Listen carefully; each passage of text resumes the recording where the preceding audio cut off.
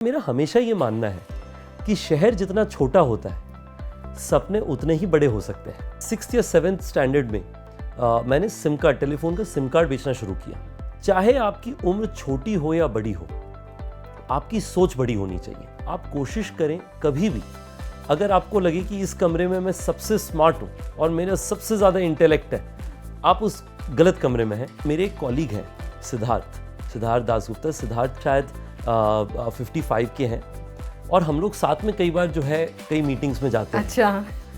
तो almost always लोग समझते हैं कि वो रितेश है। अगर आप भारत में रहते हैं, आप रेलवे स्टेशन से बाहर निकलें तो साफ सुथरा कमरा नहीं मिलता। आप शादी में जाएं किसी और के, तो वहाँ पे साफ सुथरा कमरा के लिए होटल मिलना मुश्किल होता था पहले। तो मैंने जब ये प्रॉब्लम देखा तो मुझे लगा ये तो अपॉर्चुनिटी है। यूएस प्रेसिडेंट ने एक बार जब मैं उन्हें ओयो का इंट्रोडक्शन दे रहा था तो मैंने उन्हें कहा कि प्रेसिडेंट साहब, ओयो एक छोटी कंपनी। तो उन्होंने कहा, मैं ओयो के बारे में जानता हूँ, कोई बहुत छोटी कंपनी नहीं है आपकी। हमारे शायद दूसरा ओयो होटल था वो, जहाँ पर हमारे कुछ गेस्ट थे जिनको गर्म पानी चाहिए था। तो एक तरफ हम बाल्टियों में एक सिंटेक्स से दूसरे सिंटेक्स में पानी ट्रांसफ़र कर रहे हैं और तभी हमें न्यूयॉर्क से एक इन्वेस्टर का फ़ोन आ रहा है कि इतने $1 मिलियन का इन्वेस्टमेंट करें।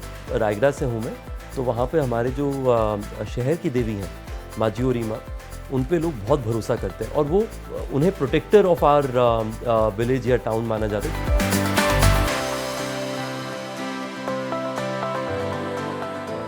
नमस्कार, जागरण मंथन में आप सभी का स्वागत है। मैं हूं स्मृति रस्तोगी। आज हमारे साथ जो गेस्ट हैं वो एक ऐसे एंटरप्रेन्योर हैं जिन्होंने अपने रेवोल्यूशनरी और आउटस्टैंडिंग आइडिया से न केवल लाखों करोड़ों भारतीयों को सपने देखने और उन्हें पूरा करने का हौसला दिया, बल्कि खुद एक आइडियल प्लेस अपने लिए बनाई है। जब हम एंटरप्रेन्योर्स की बात करते हैं, गेम चेंजर जो पिछले 10 सालों में स्टार्टअप्स रहे हैं उनकी बात करते हैं। और अभी तक की बात करूं तो 2023 यानी इस साल 10 साल पूरे हो चुके हैं ओयो को। और एक्सपेंशन की अगर बात करें तो 35 देशों में 1,70,000 ओयो प्रॉपर्टीज़ हैं। आपने सही पहचाना, हमारे साथ हैं रितेश अग्रवाल, ओयो के सीईओ और फाउंडर। रितेश, आपका बहुत बहुत स्वागत है।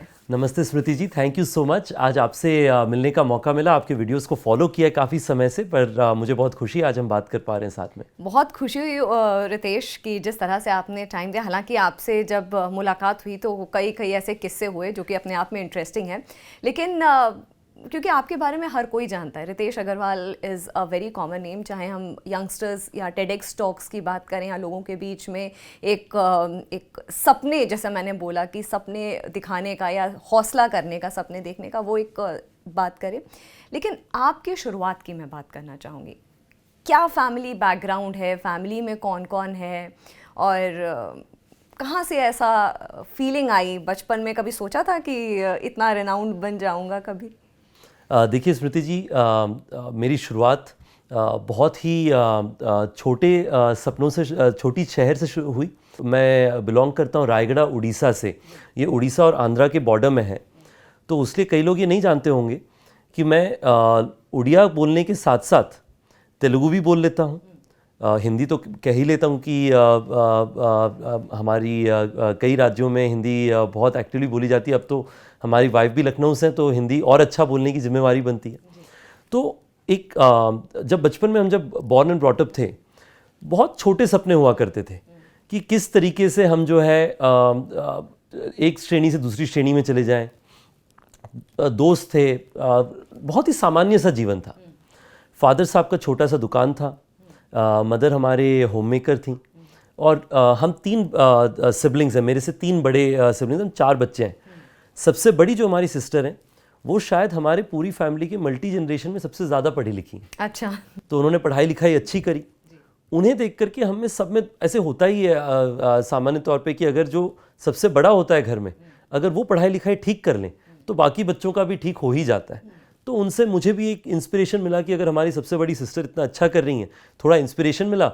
थोड़ा टीचर्स की डांट थी कि देखो तुम्हारी बहन इतना अच्छी करती थी और तुम देखो मतलब कितने उतने अच्छे मार्क्स नहीं आ रहे तुम्हारे। तो उससे मेरे अंदर एक इज्जत रखने वाली बात हो जाती थी कि आपको जो है फर्स्ट या सेकंड आना ही है क्लास में एक तरीके से। तो वहाँ से मेरी शुरुआत हुई। बट मैं हमेशा, हमारे जो 4 हम लोग सिबलिंग्स थे, हमेशा मेरे अंदर एक वो पर्सपेक्टिव रहता था कि मैं कुछ नया करूं। तो मैं 6th या 7th स्टैंडर्ड में मैंने सिम कार्ड, टेलीफोन का सिम कार्ड बेचना शुरू किया। वो एक नई चीज़ बनी। मैंने समर सीजन में सोचा कि अब मैं टेलीकॉम का सिम कार्ड लॉन्च करूंगा और सेल करूंगा। नई इंडस्ट्री थी, लोग टेलीफोन, मोबाइल फ़ोन की तरफ ज़्यादा आकर्षित थे। 10वीं कक्षा के बाद में तो मेरे अंदर कोई ऐसा थॉट नहीं था कि एंटरप्रेन्योर बनेंगे, पर मेरा हमेशा ये मानना है कि शहर जितना छोटा होता है सपने उतने ही बड़े हो सकते हैं। तो मेरा मानना ये है कि पहले के ज़माने में अगर आप देखें 10-20 साल पहले भारत में जब क्रिकेटर्स होते थे तो सारे ही क्रिकेटर्स चाहे बम्बई से होते थे या दिल्ली से, कोई 4-5 बड़े शहरों से थे। आज जो देश का शायद सबसे prevalent and well known cricketer है, हम तो हमारे राज्यों को बीमारू राज्य बुलाते थे, तो हमारे बगल की राज्य झारखंड से हैं। MS धोनी जो आज मतलब इतने पॉपुलर हैं। तो मेरा मानना है कि आज भारत ऐसी जगह पे है जहाँ पे आप देश में किसी भी कस्बे से हैं, किसी भी शहर से हैं, आज वहाँ पे जो बच्चा है, जो मुझे लगता है कि आज जो एक और रितेश होगा रायगढ़ में जो 7वीं 8वीं कक्षा में होगा, उसमें ये सपना नहीं है कि मैं रायगढ़ में सबसे अच्छा काम करूं, उसमें ये सपना नहीं कि मैं उड़ीसा में सबसे अच्छा काम करूं, ना वो भारत में सबसे अच्छा, वो दुनिया में सबसे अच्छा बनना चाहता है। They want to be the best performer in जिस भी फील्ड में रहें, वो क्रिकेटर बने, प्रोफेशनल बने, बिजनेस पर्सन बने, उस दुनिया में सबसे अच्छा बनना चाहते हैं। ऐसा मेरा रास्ता रहा है। बट मेरा कोई ऐसा बिलीफ नहीं था, ना मुझे आज भी कई बार मैं कई बार अपने आप से पूछता हूँ कि मतलब भगवान जी ने मेरे में क्या देखा कि मुझे ऐसा मौका दिया। तो हमारा ये हमेशा से रहा है कि मेहनत करने का वैल्यू सिस्टम पेरेंट्स ने सिखाया। फादर साहब, माँ ने, दोनों ने हमेशा कहा कि आप मेहनत पे कभी कॉम्प्रोमाइज़ मत करिए। एक वैल्यू सिस्टम दी हमें। तो इन दोनों के साथ में उन्होंने हमें पाला और उससे जो भी हमें मिला है, मैं उन सबका जो है श्रेय भारत को देता हूँ कि इस देश में आज अगर आप इस 20 साल में अगर आप काम किए हैं तो आपकी एबिलिटी और अपॉर्चुनिटीज़ इनफाइनाइट है। अच्छा, आप 30 इयर्स के ही हैं केवल, मुझे लगता है नवंबर में आप 30 साल कंप्लीट कर लेंगे।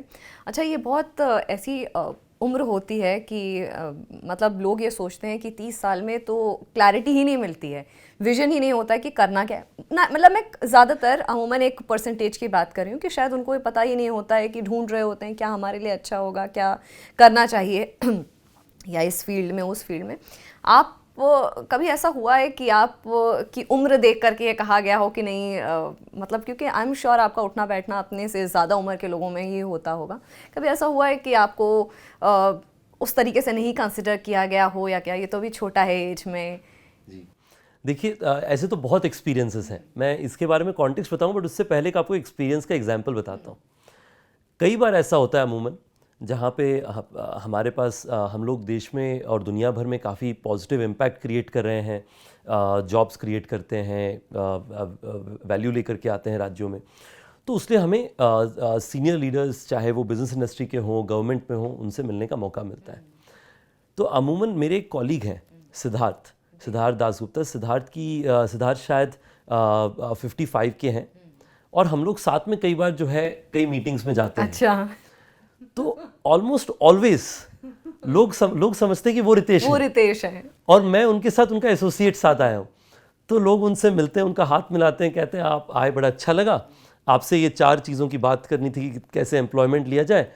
और लोग कहते हैं कि इन्हें तो हम बाहर बैठा सकते हैं, जब हमारा बात हो जाए फिर हम इन्हें बुला लेंगे। तो फिर सिद्धार्थ कहते हैं सर थोड़ा एक मिस्टेक हो गया है, एक्चुअली रितेश जो हैं वो ये हैं और मैं सिद्धार्थ हूँ जिनसे आपकी बात हुई थी पहले, जिन्होंने हेल्प किया होगा उनके ऑफिस के साथ सेक्रेटरी। तो ऐसे कई बार ऐसा मौका मिलता है। बट मुझे ये बात की खुशी है कि भारत इस पिछले 10-15 साल में ऐसे सिचुएशन में है जहाँ पे अगर आप अच्छी जो बात कर रहे हैं उससे लोगों का वैल्यू एडिशन होता है, आप उससे वैल्यू क्रिएट कर सकते हो, वो लॉजिकल बात होती है। तो कभी भी मुझे जो है नकारा या फिर बुरी तरीके से ट्रीट नहीं किया गया है। एक बार हमने बात शुरू करी, उसके बाद उससे पहले कभी कभी हो सकता है कि सिर्फ अपीयरेंस लाइटर नोट, हाँ, एजम्पशन चेंज हो जाए। सिद्धार्थ को बहुत खुशी होती है, सिद्धार्थ बंगाली हैं तो कहते हैं कि मुझे बड़ी अच्छी लगती है ये हो, और वो कोशिश करते हैं कि जो है थोड़े समय तक जैसे आपके साथ सिचुएशन रहा। आई थिंक 2-3 मेरी सुझाव है जो आपके यंग व्यूअर्स हैं उनके लिए, जो मेरी एक्सपीरियंस है उससे, कि चाहे आपकी उम्र छोटी हो या बड़ी हो, आपकी सोच बड़ी होनी चाहिए। जैसे आप छोटे शहर से बड़े सपने देख सकते हैं, आप छोटी उम्र में बड़ी सोच रख सकते हैं। दूसरा, आपके कंटेंट में दम होना चाहिए। अगर आप जो बात कह रहे हैं अगर उसमें सामने वाले के लिए वैल्यू एडिशन है तो मैंने देखा है कि लोगों को काफ़ी रिस्पेक्ट आता है। मैं आपको एक एग्जांपल बताता हूँ। हमने जो है हमारी कंपनी के ग्रोथ के स्टेज में पहली बार हम इन्वेस्टर से मिलने गए थे।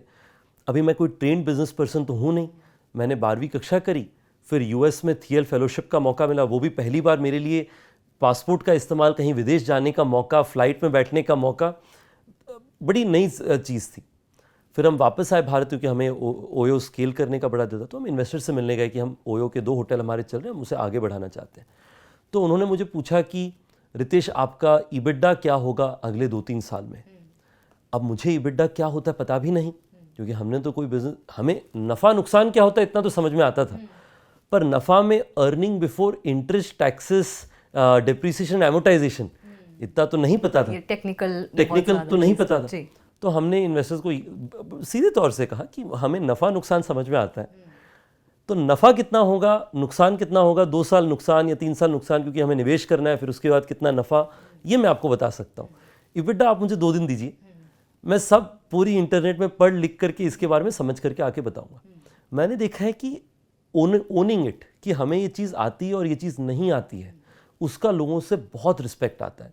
और तीसरा जो सबसे इम्पॉर्टेंट है, आप कोशिश करें कभी भी, अगर आपको लगे कि इस कमरे में मैं सबसे स्मार्ट हूँ और मेरा सबसे ज़्यादा इंटेलेक्ट है, आप उस गलत कमरे में हैं। आप कोशिश करें कि आप ऐसे कमरे में जाएं जहाँ पे आसपास में आपके लोग जो सबसे, मैं कोशिश करता हूँ कि कोई भी नई चीज़ सीखना हो, चाहे मुझे हॉस्पिटैलिटी इंडस्ट्री हो, टेक्नोलॉजी हो, मैं पूछता हूँ कि इस पे दुनिया में और भारत में सबसे इन्फॉर्म्ड इंसान कौन है।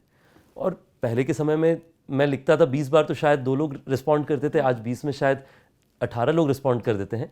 पर मैं हमेशा सीखने की कोशिश करता हूँ। तो मेरा यही सुझाव होगा बाकी आपके व्यूअर्स से, जो मेरा मानना है कि हमारे कॉल सेंटर के एग्जीक्यूटिव हैं, मैंने ऑफिस के फ्लोर में ट्रैवल करते हुए उनसे पूछा कि आपका क्या सपना है, क्या आपका एम्बिशन है।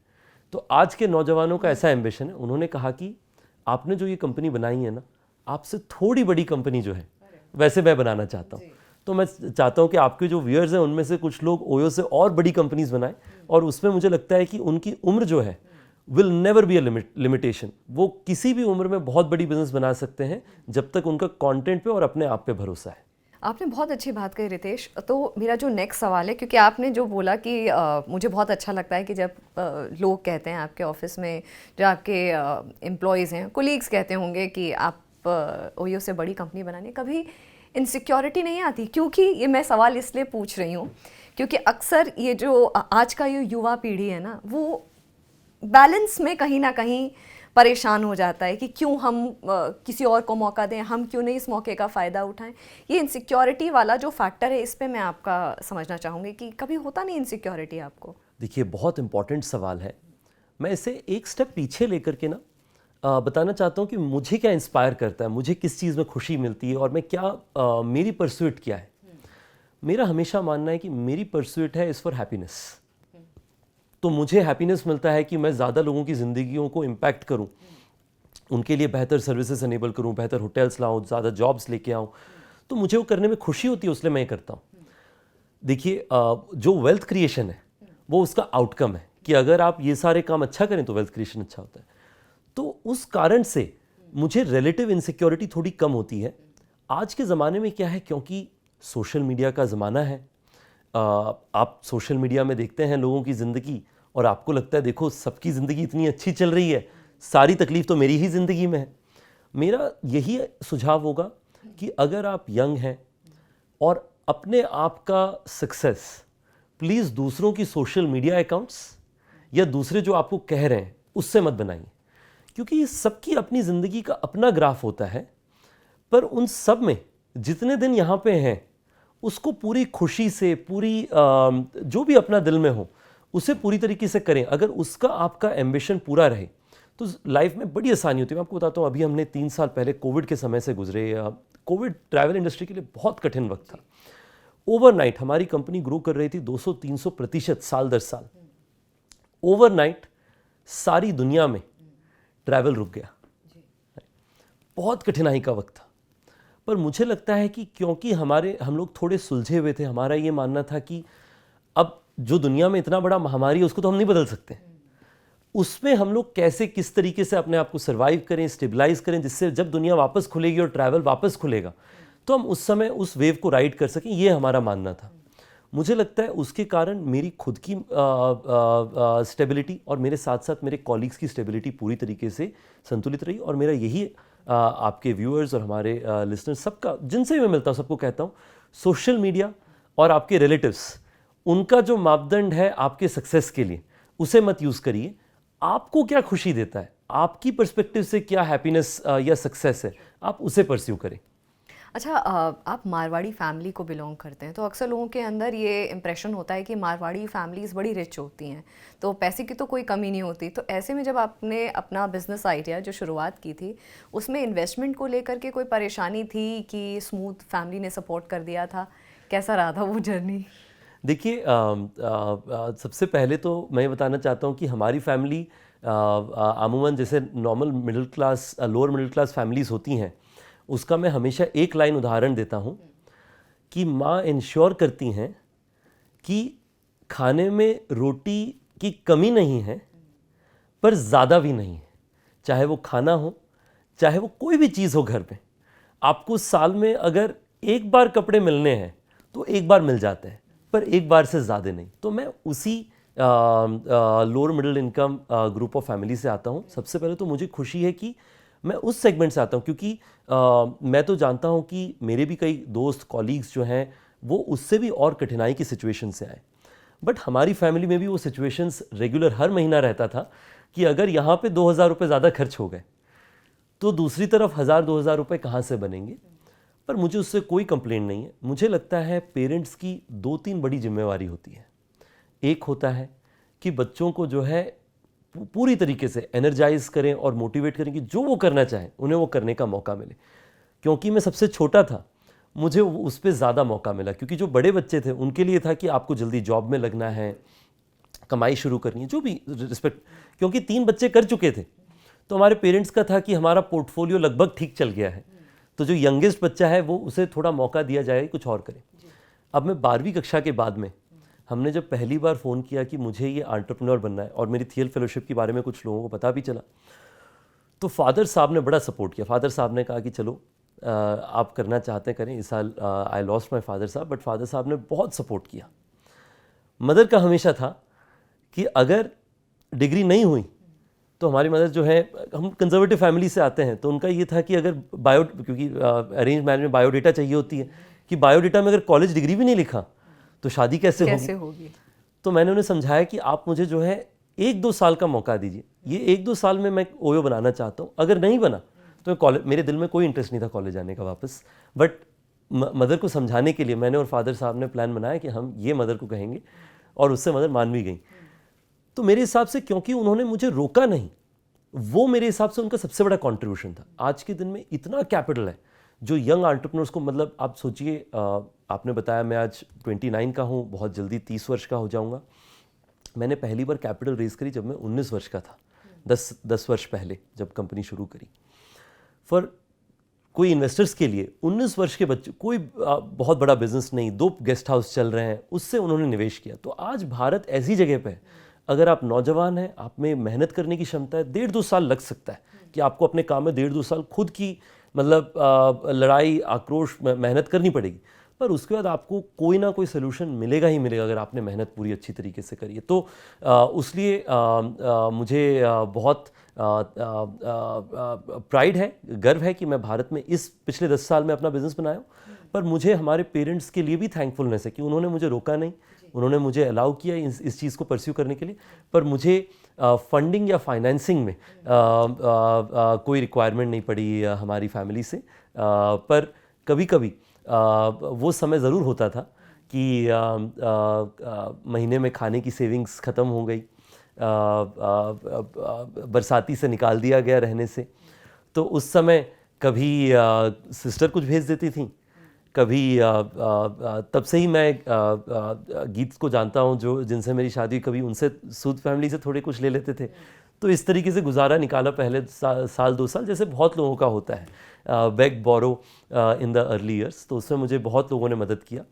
पर पर्सनल जीवन व्यतीत करने के लिए, पर उसके बाद में तो ऑफ कोर्स कंपनी बढ़ गई। अच्छा, जब अभी तो ओयो को इस साल 10 साल पूरे हो जाएंगे, 2023 में पूरे हो गए हैं 10 साल। जब आपने ये कॉन्सेप्ट शुरू किया था तब स्टार्टअप्स का कॉन्सेप्ट बहुत नया था, एंटरप्रेन्योर्स का, इन सब चीज़ों का कॉन्सेप्ट बहुत नया था। उस वक्त आपके दिमाग में क्या मतलब ऐसा आया कि स्टेज को लेकर के ही या ओयो का कॉन्सेप्ट लेकर के आना चाहिए और ये काम करेगा? ये आइडिया कहाँ से है, विजन क्या था? देखिए, अगर आप भारत में पले बड़े हैं ना, ये आइडिया एक्चुअली मुझे लगता है मेरे अलावा लाखों और लोगों को आया होगा। क्योंकि अगर आप भारत में रहते हैं, आप रेलवे स्टेशन से बाहर निकलें तो साफ़ सुथरा कमरा नहीं मिलता। आप शादी में जाएं किसी और के, तो वहाँ पे साफ़ सुथरा कमरा के लिए होटल मिलना मुश्किल होता था पहले। अगर आपके यहाँ पे कोई इवेंट हो रही है तो रिलेटिव्स आपके घर में आके रहना चाहते हैं, क्योंकि पास में कोई अच्छी जगह नहीं है रहने के लिए। तो प्रॉब्लम थी, ये तो सबको पता था। मुझे लगता है कि हमारे आसपास ऐसी सैकड़ों प्रॉब्लम्स हैं। डिफरेंस बस इसमें है कि क्या आप उस प्रॉब्लम को प्रॉब्लम देखते हैं कि क्या आप उस प्रॉब्लम को अपॉर्चुनिटी की तरह देखते हैं। तो मैंने जब ये प्रॉब्लम देखा तो मुझे लगा ये तो अपॉर्चुनिटी है। तो उस पर मतलब हमारे जान पहचान में, क्योंकि मैंने क्या कोशिश किया कि इस इंडस्ट्री जब मुझे इंटरेस्टिंग लगी, तो मैं तब इंटर्नशिप करने लगा, तो थोड़ी बहुत स्टाइपेंड मिलती थी। मैं बस में जो है ट्रैवल करता था गुड़गांव से या आनंद विहार ISBT से, एक्चुअली दिल्ली से देहरादून या मनाली, जो स्टेट रोडवेज़ की बसेस थी, जो भी स्टाइपेंड, घूमने का बड़ा दिल था, तो हम कोशिश करते थे कि उससे ट्रैवल करने की जितना स्टाइपेंड मिला सब खर्च कर देते। तो वहाँ पे छोटे छोटे गेस्ट हाउस, इन सब से मैं मिलता था, तो मुझे बड़ा इंटरेस्टिंग लगता था कि इनको अवेलेबल कराया जाए। उससे मुझे पहली बार ये आइडिया आया कि हम स्टेज की प्रॉब्लम को सॉल्व करें। उस लिस्ट में मैं लोगों को लिखने लगा, और मैं बड़ी कोल्ड ईमेल लिखना तो मेरा हमेशा से प्रवृत्ति में रहा है। तो मैंने कोल्ड ईमेल लिखा कई सारे गेस्ट हाउस ओनर्स को, दिल्ली, गुड़गांव, उत्तराखंड, हर जगह, कि मैं आपके होटल में आके रहना चाहता हूँ एक दिन, क्योंकि मेरा एक नया आइडिया है और मैं उस पर आपसे पार्टनरशिप करना चाहता हूँ। 99% लोगों ने कभी रिस्पॉन्ड ही नहीं किया, बट जो 1% लोगों ने रिस्पॉन्ड किया, उनमें से एक थे राजेश यादव जी, जिनका गेस्ट हाउस था गुड़गांव में। मैंने उन्हें कहा कि राजेश यादव जी, मुझे मौका दीजिए, आप इस गेस्ट हाउस में, आपकी ऑक्यूपेंसी 20% है, मैं इसे 80-90% कर दूंगा अगले 3-4 महीने में। तो राजेश जी ने मुझे देखा, कहा कि देखिए, आपको देख के तो लगता नहीं कि कुछ भी होगा, पर 20 से नीचे तो जा ही नहीं सकता, तो आपको मौका दिया, चलिए। पर मेरे अंदर बहुत लिमिटेड एक्सपेक्टेशन है आपको देख के कि इसमें कुछ भी बेहतर होगा, और खुशी की बात है कि उसमें वो इम्प्रूवमेंट आया। राजेश यादव जी ने दूसरे लोगों को कहा, और कारवां बढ़ता गया, दूसरे होटल पार्टनर जुड़ते गए, कस्टमर्स आते गए, और आज हम लोग जो है लगभग 8-9 हज़ार करोड़ का बिजनेस कर पाते हैं। एक आपने पिक्चर, कुछ फोटोग्राफ शेयर की थी कुछ महीनों पहले, आपके गुड़गांव ऑफिस के बाहर है, आप फ़ोन पे बात कर रहे हैं, और 10 साल पहले 2013-14 की ही वो पिक्चर है। हालांकि उसमें और इस फोटो जो अभी प्रेजेंट में आप हैं, एक चीज़ का अंतर है कि अब आप बहुत सक्सेसफुल एंटरप्रेन्योर बन चुके हैं। बाकी लुक्स में तो मुझे नहीं लगता कि कोई चेंज आया होगा। ये जर्नी, ये जो 10 साल की रही है, उस फोटो से लेकर के आज आप इंटरव्यूज़ दे रहे हैं बड़े बड़े जगह पे, मुझे लगता है लोग आपको चेज़ भी कर रहे होंगे। कैसा लगता है?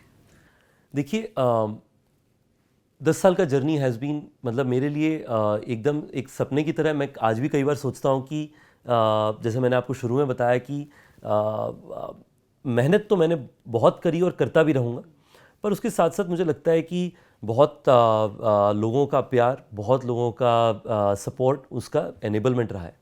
सबसे पहले तो फ़ोटो है 2014 या 15 की, हमारे शायद दूसरा ओयो होटल था वो, वहाँ पे उसके बाद में मैंने एक स्टोरी शेयर करी सोशल मीडिया में ही, जहाँ पर हमारे कुछ गेस्ट थे जिनको गर्म पानी चाहिए था, तो उसके लिए हमें जाकर के वहाँ पे टंकी में हम पानी भर रहे हैं, क्योंकि अगर आपको गर्म पानी इनेबल करना तो गीज़र से आए तो टंकी में पानी होनी चाहिए। नई प्रॉपर्टी जो खुली थी तो उसमें टंकी में पानी भी नहीं थी। तो एक तरफ हम बाल्टियों में एक सिंटेक्स से दूसरे सिंटेक्स में पानी ट्रांसफ़र कर रहे हैं, और तभी हमें न्यूयॉर्क से एक इन्वेस्टर का फ़ोन आ रहा है कि इतने $1 मिलियन का इन्वेस्टमेंट करें। तो ये हर रोज़ एंटरप्रेन्योरशिप की जर्नी में एक कंपैरिजन होता है। लोग सिर्फ दूसरा हिस्सा देखते हैं, मिलियंस ऑफ डॉलर्स, लोग ये नहीं देखते कि पीछे में आपको सिंटेक्स में पानी भरना पड़ता है। उससे आज तक में देखिए बहुत विस्तार रहा है। चाहे US प्रेसिडेंट ने एक बार जब मैं उन्हें ओयो का इंट्रोडक्शन दे रहा था, तो मैंने उन्हें कहा कि प्रेसिडेंट साहब, ओयो एक छोटी कंपनी, तो उन्होंने कहा मैं ओयो के बारे में जानता हूँ, कोई बहुत छोटी कंपनी नहीं है आपकी। चाहे वो हो, चाहे वो कई सारे और वर्ल्ड लीडर्स हों या बिजनेस लीडर्स हों, बहुत प्यार और रिस्पेक्ट मिला है। और मुझे लगता है कि उसका सबसे बड़ा श्रेय जो है हमारे ये दसों हज़ारों होटल ओनर्स, हमारे टीम मेंबर्स, सब ने। देखिए, मैं तो इसमें सिर्फ एक ज़रिया हूँ। इतने सारे लोग जो साथ में जुड़े, मुझे लगता है कि उसी के कारण हम आज यहाँ तक पहुँच पाए। बट मेरे अंदर, मैं जेन्युइनली बताता हूँ, दो फीलिंग है। एक फीलिंग है एक सपने जैसा कि मतलब ऐसा मौका मिला है कि मतलब अगर अभी मैं अगले 10 साल में और अच्छा काम नहीं कर पाया, इतना अपॉर्चुनिटी मिलके, तो मैंने इस बड़ी अपॉर्चुनिटी को छोड़ा होगा। और दूसरा, एक बहुत सेंस ऑफ ग्रैटिट्यूड है, बहुत एक सेंस ऑफ थैंकफुलनेस है भारत के लिए, हमारे कॉलीग्स के लिए, हमारे टीम मेंबर्स के लिए, हमारे कस्टमर्स के लिए, कि उन्होंने एक रायगढ़ के बच्चे, मैं आपको बताता हूँ, मेरे आप किसी भी दोस्त से मिलिए जो जिनके साथ मैं स्कूल में गया, और उन्हें पूछिए कि क्या आपको लगता है कि रितेश जो आप ही के साथ क्लास में बैठता था, कि कभी वो ये कर पाएगा। मुझे लगता है कि 100% लोग कहेंगे कि मुझे ऐसा कोई भरोसा नहीं था क्योंकि हम लोग तो साथ ही में खेलते थे, और साथ ही में, तो मेरे हिसाब से एक बहुत सेंस ऑफ थैंकफुलनेस है और ग्रैटिट्यूड है इस चीज़ के लिए। कभी ऐसा नहीं हुआ रितेश कि जैसे कि बहुत हेक्टिक दिन होता है, हम जब रात में सोते हैं तो अमूमन लोग एनालाइज करते हैं अपने दिन को, आज दिन कैसा गया। अब 10 साल हो गए ओयो को, तो मुझे लगता है कि अब ये बहुत अच्छा मौका भी होगा रिफ्लेक्ट करने का कि क्या अच्छा रहा, क्या बुरा रहा, या क्या सही डिसीजंस रहे, क्या गलत डिसीजन, क्योंकि हम सब ह्यूमन हैं, रैशनल चीज़ मैं बात कर रही हूँ। कभी ऐसा नहीं लगा कि थोड़ा सा कि अपने आप को श्रेय देने का, टू पैट योर बैक, कि नहीं बहुत अच्छा किया, या हल्की सी कभी ऐसा लगा हो कि प्राइड की फीलिंग आई हो, या क्योंकि अक्सर क्या होता है ना, कहते हैं ना कि success is very hard to digest, to handle. कभी ऐसा हुआ है कोई इंसिडेंट कि फिर से ग्राउंडेड फील करवाया हो, या कुछ ऐसा हुआ? हाँ, देखिए, सबसे पहले तो आप समझिए, मुझे बहुत छोटी उम्र में बहुत प्यार और बहुत क्या कहते हैं, श्रेय और सपोर्ट मिला है। तो नेचुरली किसी भी यंग इंसान के लिए कठिन तो होता है, ओवरवेलमिंग हो जाता है हाँ, कई बार वो चीज़, कि आप सडनली एकदम इतने सारे लोगों के अटेंशन में हैं, इंटरेस्ट में हैं। देखिए, दो चीज़ों ने मुझे मदद किया है इस प्रोसेस में। सबसे पहला ये है कि हम बाहर में जो भी करें, मैं जब हम लोग हर वीक जो है लीडरशिप हमारी जो है, हम साथ में मिलते हैं। हमारे लीडरशिप में 3 लोग हार्वर्ड बिजनेस स्कूल से पढ़े हुए हैं, मल्टीपल लोग लार्ज कंसल्टिंग कंपनीज, ऑलमोस्ट सारे लोग IITs या बाकी जगहों से ग्रेजुएट। तो बहुत सक्सेसफुल लोग हैं हमारे आसपास में, जो लोग सब 20, 25, 30 साल के एक्सपीरियंस के साथ इंडस्ट्री में बहुत प्रेवलेंट लीडर्स साथ में काम करते हैं। हमारे बोर्ड में भी काफ़ी सक्सेसफुल लोग हैं, चाहे वो लोग लिवाइस, हार्ले डेविडसन के बोर्ड में आदित्य हैं, जो पहले इंडिगो चलाते थे इतने समय तक, अभी अकासा के को फाउंडर हैं। तो मेरे हिसाब से जब मैं इनके अराउंड रहता हूँ, तो मुझे हमेशा ये फीलिंग रहती है कि इन लोगों ने, देखिए, कितना अच्छा काम किया हुआ है, इनके पास कितनी एक्सपीरियंस है, कितनी नॉलेज है, और मैं तो उससे कितना पीछे हूँ। तो मुझे उससे बहुत एक ग्राउंडेड रहने का मौका मिलता है। पर उसके साथ साथ मैं आपको ये भी कहना चाहता हूँ कि ज़रूर ऐसा कई समय होता है जहाँ पे आपको ये फील हो सकता है कि जो मैं बिज़नेस डिसीजंस ले रहा हूँ, क्या ये हमेशा सही होगा। और जब गलती होती है, तब ये भी लगता है कि क्या मेरे से हर चीज़ गलत होगा। इसमें बहुत ज़रूरी है अपने अंदर एक स्टेबिलिटी और पेशेंस बनाए रखने के लिए। और मुझे लगता है कि मेरे कॉलीग्स के साथ साथ जो मेरी फैमिली है, चाहे माँ है, चाहे गीत है, या जो भी बाकी फैमिली, उनका बहुत कंट्रीब्यूशन रहा है। क्योंकि आप दुनिया में जो भी करें, अगर आप अपने जूतों को सही से उठा करके सही जगह पे घर में ना रखें, तो डांट तो पड़ती ही है। तो वो भी काफ़ी हेल्प करता है अपने आप को एक संतुलित रखने के लिए, कि चाहे बहुत खुशी भी ना हो और ज़्यादा दुख भी ना हो। क्योंकि ये मैं इसलिए सवाल कर रही हूँ रितेश, कि कहीं ना कहीं लोगों के मन में ये भी होता है, क्योंकि जब आप सक्सेस की सीढ़ियाँ बहुत जल्दी चढ़ लेते हैं ज़िंदगी में, तो अक्सर ये देखा गया है कि उसको होल्ड करके रखना पहली बात, और एक कहीं डर कि इसको मैं ले करके आगे चल पाऊँ, कहीं खो ना दूँ इस पोजीशन को, इस सक्सेस को, या इस फीलिंग को। तो क्या कभी मन में ये आया है जब आपने कभी रिफ्लेक्ट किया हो कि जैसे आपने बोला कि मेरे डिसीजन सही हैं, गलत हैं, या जो भी आप रिफ्लेक्ट करते हो? देखिए, सबसे पहले तो मेरा इसमें मानना ये है कि 2 तरीके के लोग होते हैं। एक तरीके लोग हैं जिन्हें विजिबिलिटी, अटेंशन, उस पर ज़्यादा फोकस होता है, और एक तरीके लोग होते हैं जिनके लिए इम्पैक्ट ज़्यादा मैटर करता है, और visibility is an outcome of it. मेरे लिए हमेशा ये बहुत क्लियर रहा है कि मुझे अपने काम में सबसे ज़्यादा खुशी मिलती है। जब तक मुझे काम करने का मौका मिले, और आपके कई व्यूअर्स भी ऐसे होंगे जिनको अपना काम में बहुत, मतलब वो अपने काम को ही भगवान मानते हैं। मेरे को अपने काम का बहुत इज्जत है और मेरे काम के लिए बहुत थैंकफुलनेस है। तो जब तक मुझे काम करने का मौका मिलता है, कोई साल बहुत सक्सेसफुल होगा। हमारे कोविड के साल में हमारी हिस्ट्री का सबसे ज़्यादा नुकसान हुआ हमारे कंपनी में। पिछले साल पहली बार हमारी कंपनी ने जो इबिडा की मैं बात कह रहा था, उस पर हमने शायद 250 करोड़ का इबिडा किया पॉजिटिव। तो ये दोनों समय हमने देखे हैं और आगे भी देखते रहेंगे। अब मैं जानता हूँ आप सुन के सोच रहे हो कि ये तो 29 ईयर्स का ऐसे बात कर रहा है जैसे कि शायद ये 50 साल का है। तो ये तो सिर्फ एक्सपीरियंसेस रही हैं। मैं कोशिश करता हूँ कि अपनी जो यूथफुल इनोसेंस है उसको एक स्ट्रेंथ की तरह इस्तेमाल करूँ और उसके साथ साथ एक्सपीरियंस का बेनिफिट लूँ। तो मेरे हिसाब से कभी भी क्योंकि मेरे को ये क्लियर रहा है कि मेरे को सेटिस्फैक्शन कहाँ पे है, कोई भी वो सेंस ऑफ इनसिक्योरिटी नहीं रही है कि अगर ये जो आज है वो कल नहीं रहा तो क्या होगा, अगर जो जितना प्यार मिलता है अगर कल नहीं मिला तो क्या होगा। जब तक मेरे अंदर ये सेटिस्फैक्शन है कि मैं जो काम कर रहा हूँ वो काम अच्छा है, और फैमिली की वैल्यू सिस्टम बोलें कि उन्होंने कभी ज़्यादा बुरी आदतें लगनी भी नहीं दी। उन्होंने इंश्योर किया कि हम लोग सबका जो है रहन सहन उसमें इतना ज़्यादा कोई बदलाव ना हो कि कभी अगर उसमें कोई डिफरेंस होए तो वी कैन लिव। और देखिए हम जहाँ से आते हैं, देखिए मैं आपको बताता हूँ, मैं दिल्ली में जब पहली बार आया था, कई जो लोग दिल्ली आते हैं उनको पता भी होगा, बरसाती होती है यहाँ पे कि अगर जनरली लोगों के घर होते हैं और ऊपर में एक जो है थैच्ड रूफ, उसके साथ में एक कमरा बना दिया जाता है। बहुत गर्मी पड़ती है जी, क्योंकि थैच्ड रूफ टिन का रूफ होता है। टिन के रूफ में आप अगर नीचे रहें गर्मी के समय में दिल्ली में, तो आपकी पूरी बैक में जो ब्लिस्टर्स हो जाती हैं, राइट। अगर आपने वो समय देखा हुआ है तो आपके लिए कोई भी समय और फिर कठिन नहीं है। मैं वहाँ पे कभी नहीं जाना चाहता। फिर ये मेरे लिए क्लियर है कि मैं उस समय तक मतलब जो जिन्होंने ज़िंदगी का सबसे कठिन वक्त देख लिया होता है ना, तो वो वहाँ पे कभी नहीं जाना चाहते। अगर वो जाए तो उन्हें जीना आता है, पर वहाँ पे जाने से अवॉइड ज़रूर करना चाहता हूँ। पर जितना आज सीखा है उससे तो लगता है कि उससे तो बेहतर कर ही लेंगे मेहनत करके। आप स्पिरिचुअल हैं, भगवान में, या आप ऐसे डिवाइन पावर में बिलीव करते हैं? आप बहुत बिलीव करते हैं, और मुझे लगता है कि भारत एक यूनिक देश है जहाँ पे यंग लोग मॉडर्न तो हैं, पर यंग लोग भगवान और एक divine power greater than one self पे बहुत भरोसा करते हैं।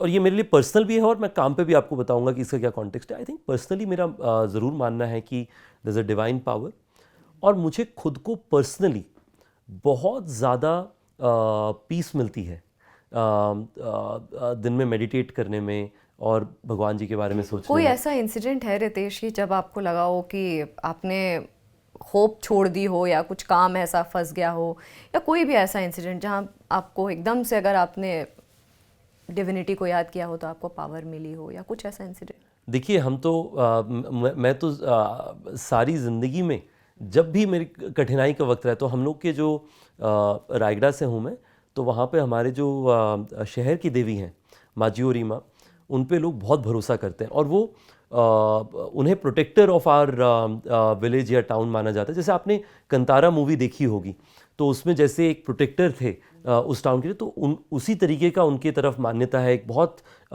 स्ट्रॉन्ग बिलीफ है उनको लेकर के। तो हम भी वहाँ पे पले बड़े, तो हम भी उन्हें बहुत मानते हैं अपनी तरफ से भी।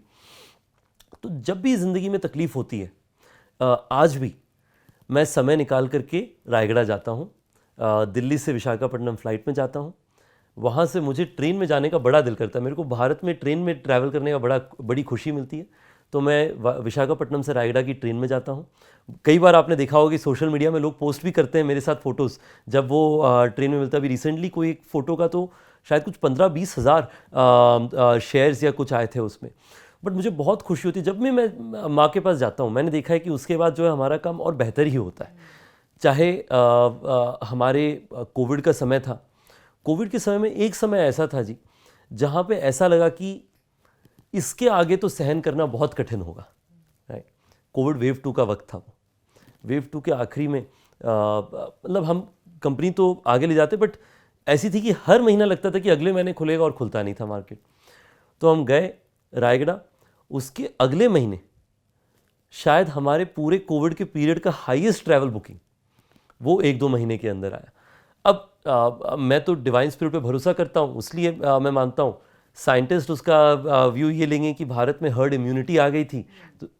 तो रीजंस अनेक हो सकते हैं, पर मुझे उसमें खुशी मिलती है। अब उसका रीज़न लॉजिकली है कि नहीं, मैं उसके बारे में नहीं कहता, पर उसके साथ साथ मैं ये कहना चाहता हूँ कि सिर्फ मेरा मानना नहीं है। देश में यंग लोग जो हैं, मैं खुद पर्सनली कोशिश करता हूँ काम के तरफ से भी, रिलीजियस टाउन्स में ओयो का बहुत तेज़ी से इजाफा हो रहा है। मैं अभी रिसेंटली गया था मथुरा वृंदावन, तो मैं वहाँ पे हमारे कई होटल ओनर से मिला। उनकी ऑक्यूपेंसीज हमेशा 90-95% चलती है। कुछ लोगों का तो 150, क्योंकि सुबह वॉश एंड क्लीन करके कुछ गेस्ट्स आते हैं, रात को कुछ आते हैं, सुबह दर्शन करते हैं, फिर उसके बाद दिन में कुछ और गेस्ट्स आते हैं। तो सब मुझे कहते हैं कि पिछले, वो कहते हैं 10 साल में उन्होंने देखा है कि इससे पहले सिर्फ जो है थोड़े एजेड लोग आकर के उनके होटल्स में रहते थे, अभी 60% यंगस्टर्स हैं, चाहे वो वहाँ पे हो। मैं बनारस गया था रिसेंटली, आपको जो है विश्वनाथ जी का मंदिर, काशी विश्वनाथ जी का मंदिर देखना चाहिए, वहाँ पे जो नया बना है इनक्रेडिबल। तो मुझे वहाँ पे गीत के साथ जाने का मौका मिला, और भी जगह मैं तिरुपति बहुत रेगुलरली जाने की कोशिश करता हूँ। साउथ में रामेश्वरम और ऐसी बहुत अच्छी लोकेशन, हर जगह हम देख रहे हैं कि पिछले साल का मैंने दिसंबर का एक डेटा ट्वीट किया कि पहली बार हमारी हिस्ट्री में बनारस की बुकिंग्स गोवा से ज़्यादा थी दिसंबर 31 में। तो लोग 31 में जो पहले कहते कि हम सिर्फ गोवा जाएंगे छुट्टी मनाने, अब लोग कहते हैं कि विश्वनाथ जी के मंदिर चलते हैं दर्शन करने। तो ये एक भारत में एक वेव है जो मुझे लगता है कि सारी दुनिया में यूनिक है। सारी दुनिया में हम लोग क्योंकि 35 से ज़्यादा देशों में बिजनेस करते हैं, आप यंग लोगों को अगर देखें तो इंडिया एक यूनिक जगह है जहाँ पे अपनी संस्कृति से लोग जुड़े हुए हैं और साथ में मॉडर्न है। बाकी देशों में मॉडर्नाइजेशन के साथ थोड़ी संस्कृति पीछे रहने लगती है। अच्छा, ओयो को लेकर के तमाम तरह की भ्रांतियां भी हैं रितेश, क्योंकि ये भी बार बार खबरों में आता रहता है कि कुछ गलत तरह की एक्टिविटीज़ को लेकर के भी ओयो हमेशा लाइमलाइट में बना रहता है, ऑन ऑफ बना रहता है। तो ऐसे में आप अपना क्या पक्ष रखना चाहेंगे, क्योंकि डेटा तो आपके पास होगा ही। बिल्कुल, देखिए सबसे पहला तो ये बहुत इम्पॉर्टेंट सवाल है। 7-8 साल पहले अगर आप कोई छोटे अनब्रांडेड होटल में जाएं, मैं आपको एग्जांपल बताना चाहता हूं कि उसमें बदलाव क्या है। तो आप चेक इन करें तो कभी आईडी कार्ड लिया जाता था, कभी आईडी कार्ड नहीं लिया जाता था। अगर आप चेक इन करें तो लोग कई बार आपको जज करते थे, आपकी शक्ल से, आपके बैकग्राउंड से, आप कहाँ से हैं, उन सारी चीज़ों से। पिछले 7-8 सालों में ये पूरी तरीके से बदल गया है। अगर आप ओयो होटल में हैं तो 100% गेस्ट्स का आइडेंटिफिकेशन डिटेल्स लिया जाता है।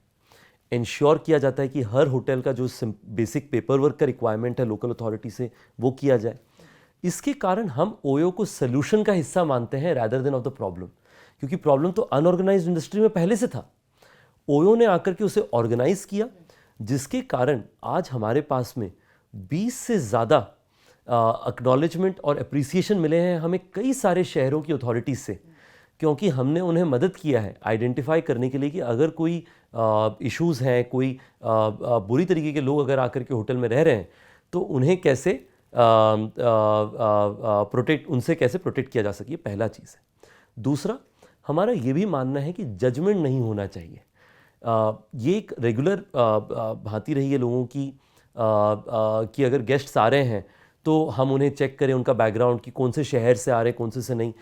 हमारा ओयो का ओपिनियन इसमें रहा है कि जब तक लोग अपना आईडी कार्ड लेकर के आ रहे हैं और वो एक प्रॉपर ट्रैवल यूज़ केस के लिए आ रहे हैं तो उन्हें कोई तकलीफ नहीं होनी चाहिए, जिसके कारण हमने एक इंक्लूसिविटी, चाहे वो फैमिलीज़ हों, चाहे वो स्मॉल ग्रुप्स हो, चाहे वो स्मॉल मीडियम बिजनेस, सबके लिए हमने कम्युनिकेशन कराया। इंक्लूडिंग एक बड़ी प्रॉब्लम होती थी कि कई बार जब लोगों का अगर मैरिड होते थे, कई बार आजकल जो है मैरिज के बाद लोग सेकेंड नेम नहीं बदलते। उस पर हमें इतनी कंप्लेंट आती थी पहले, क्योंकि जब वो अनब्रांडेड होटल में जाते थे उन्हें कहा जाता कि आप मैरिज सर्टिफिकेट लेकर के आइए। सचिन, मतलब भारत तो एक आज एक विकसित देश बनने के रास्ते में है। कितना एम्बैरेसिंग होगा किसी वुमेन के लिए एक रिसेप्शन में कि क्योंकि आपने सेकंड नेम नहीं लिया तो आपसे ऐसी सर्टिफिकेट का रिक्वायरमेंट लिया जाए। तो हमारा मानना है उस पर पहला है पॉलिसी और हमेशा इंश्योर करना कि हम एक सोल्यूशन का हिस्सा हों, कि लॉ ऑफ द लैंड को पूरी तरीके से हम प्रोटेक्ट करें और डिफेंड करें। उस पर हम अथॉरिटीज़ के साथ एक्टिवली काम करते हैं। दूसरा है हम इंक्लूसिविटी के लिए स्टैंड करते हैं, और तीसरा हमारा ये भी मानना है कि हम इंश्योर करना चाहते हैं कि हम हमारे हर तरीके के गेस्ट को सर्व करें। तो मैं आपको बताना चाहता हूँ, हमारे 35 से 40% गेस्ट जो हैं वो small and medium business industry से हैं। हमारे पास में 10 से 12% गेस्ट जो हैं वो लार्ज कॉरपोरेशंस की सेल्स टीम में है। हमारे 15 से 20% बिजनेस रिलीजियस टाउन से आती है। श्योरली हमारे पास यंग मिलेनियल्स भी हैं जो लोग ट्रैवल करते हैं हमारे साथ में, और वो भी इस ट्रैवल श्रेणी का हिस्सा हैं। बट हमारे पास यूज़ केसेस हर तरीके की हैं, जहाँ पे आज ही के दिन में, आज रात को ओयो के होटल में 60 और 70 साल के लोग जो कि रिटायर हो चुके हैं, जो भगवान जी के पास अपना समय बिताना चाहते हैं, वो भी रुक रहे हैं। और आज ही ओयो होटल में शायद 25 वर्ष के न्यूली मैरिड कपल जो लोग एक वीकेंड के लिए शिमला छुट्टी मनाने जाना चाहते हैं वो भी रहने वाले हैं, और ओयो इस इंक्लूसिविटी को सेलिब्रेट करता है। मैं ये सवाल इसलिए कर रही हूँ रितेश कि आप समझ पा रहे होंगे क्योंकि न्यूज़ में हर तरह की बातें बनी रहती हैं। तो ये कहा जाता है कि एक नज़रिया, एक पर्सपेक्टिव, एक नैरेटिव है कि अच्छा ओयो में रह रहे हैं आप, एक तरीके की एक मीम्स भी कई बन रहे थे ओयो को लेकर के कि अच्छा आप ओयो में जा रहे हैं। तो उस पर आप क्या कहेंगे? देखिए, मैं यंगस्टर्स की ही बात कर रही हूँ। बिल्कुल बिल्कुल। देखिए, मेरा तो मानना सबसे पहला ये है कि लोग हमारे बारे में, चाहे मेरे बारे में, चाहे ओयो के बारे में, इन डिफरेंट फॉर्मेट्स बहुत बातें कहते हैं। और तो मुझे लगता है सबसे पहले तो मुझे खुशी है कि हम इतना टॉप ऑफ माइंड है, लोग हमारे बारे में ही सोच रहे हैं हर समय में। पर दूसरा, मैं ये पूरी तरीके से क्लैरिफाई करना चाहता हूँ कि श्योरली ओयो के अंदर में ओयो के जैसे किसी भी होटल चेन में अगर आप जाएं तो ब्रॉड सेट ऑफ कस्टमर्स होते हैं, चाहे वो छोटे बिजनेसमैन हो, चाहे वो कॉर्पोरेट्स हो, चाहे वो रिलीजियस ट्रैवलर्स हो, चाहे वो यंग मिलेनियल्स हो। हम लोग सबको वेलकम करते हैं क्योंकि ओयो का स्केल इतना बड़ा है। तो शायद ये आसानी बनती है इस तरह की मीम्स या सोशल मीडिया में कमेंट्री करने के लिए, पर मुझे ये बहुत खुशी है ये कहते हुए कि वो होते हुए भी आज ओयो का सबसे बड़ा जो कस्टमर सेगमेंट है वो small and medium business owners हैं। जो लोग पटियाला से दिल्ली आ रहे हैं सामान खरीदने के लिए और वापस जा रहे हैं, जो लोग लुधियाना से चंडीगढ़ जा रहे हैं सामान खरीदने के लिए और वापस जा रहे हैं, वो हमारे सबसे बड़े कस्टमर सेगमेंट है। और मुझे ये पता है, मेरे कस्टमर्स को पता है, और मेरे कस्टमर्स मेरे पास हमारे साथ में हमारी प्रोपोजिशन को कंटिन्यूसली बेनिफिट दे रहे हैं। 65% हमारा रिपीट रेट है हमारे small and medium business customers का। तो उनका बहुत सिंपल चीज़ है, अगर एक बार ओयो में आके रह गए तो बार बार जब भी अगली बार उन्हें सामान खरीद बेच के लिए या अपनी सर्विसेज के लिए या फिर किसी भी चीज़ के लिए किसी और शहर जाना होता है, वो आके हमारे साथ रहते हैं। आपकी हाल फिलहाल ही अभी इसी साल शादी हुई है Ritesh, arrange marriage, love marriage, क्योंकि ये भी लोग जानना चाहेंगे आपके बारे में, और फैमिली को इतना क्योंकि बिजी हेक्टिक शेड्यूल रहता है, आप टाइम दे पाते हैं? देखिए, आपके कई व्यूअर्स जिनकी रिसेंटली शादी हुई है वो आइडेंटिफाई करेंगे कि मेरे भी जितने मेरी उम्र के लोग हैं मैं उनसे सुनता हूँ। आप इसे एक तरीके से मर्जर समझिए बिटवीन अरेंज्ड एंड लव, और उसका बैकग्राउंड बताता हूँ मैं। तो मैं और गीत एक दूसरे को 12 साल से जानते हैं, 12वीं कक्षा से। तो बहुत समय से एक दूसरे को जानते हैं, पर 3-4 साल पहले हमने अपने पेरेंट्स को बता दिया था। तो उस कारण से पेरेंट्स को लगता है कि उन्होंने अरेंज करवाया है, पर वो तो पर्सपेक्टिव है कि आप कौन से नज़रिए से देखें। पर देखिए, गीत मुझे उस समय से जानती हैं जब मैं बरसाती में रहता था। जब कभी बाहर खाने जाएं तो उसके पैसे भी उन्हीं को खर्च करने पड़ते थे। तो क्योंकि हमने इतनी कठिनाई की वक्त साथ में देखी है, और ऐसे समय देखें जहाँ पे 10-10 दिन, 15-15 दिन हम लोग लगे रहते थे हमारे काम में। तो उस कारण से, क्योंकि साथ बड़े हुए हैं, तो एक्सपेक्टेशन सेटिंग आसान है। और मैंने हमेशा अपनी ज़िंदगी में लॉन्ग टर्म रिलेशनशिप्स को बहुत वैल्यू किया है। मेरे लिए जो रिलेशनशिप्स टाइम टेस्टेड होते हैं वो बहुत लंबे चलते हैं और उनका काफ़ी प्रोडक्टिव वैल्यू होता है आपकी ज़िंदगी में।